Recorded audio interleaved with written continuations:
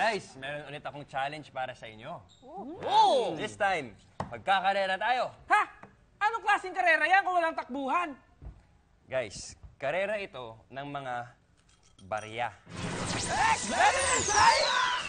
Pumili kayo ng inyong baso na may lamang liquid. Ako ito. Oh, ito na sa akin. Okay, dito ka kuya. No choice ako. Ito na sa akin. Okay. Hey. Ngayon, meron tayong, lahat kayo, may tigi isang 1 peso coin. 1 peso coin. Same size, alright, Kuya James? Same coin. Okay. Sige, ihulog nyo dyan sa inyong liquid. Liquid. Okay.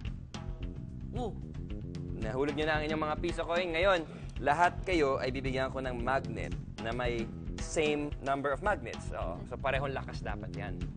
Okay? Unahan yan na makaangat ng 1 peso coin from the bottom to the top of the glass. Wow, Or interesting. to the top of the liquid.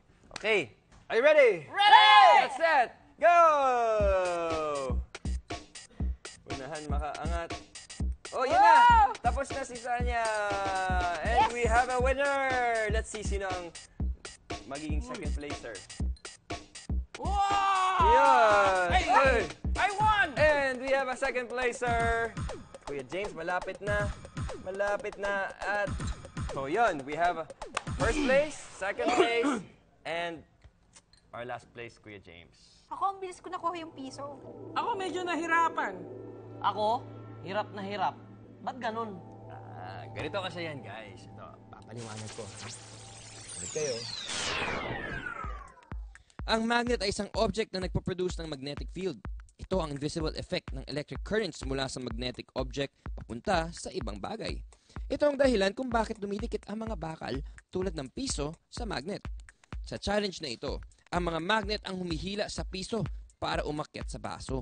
Dahil ang tatlong liquid, tubig, oil at syrup ay mababa ang magnetism, hindi napipigilan ng mga ito ang piso na dumikit sa magnet. Pero mas mataas ang viscosity ng oil at syrup kung ikukumpara sa tubig.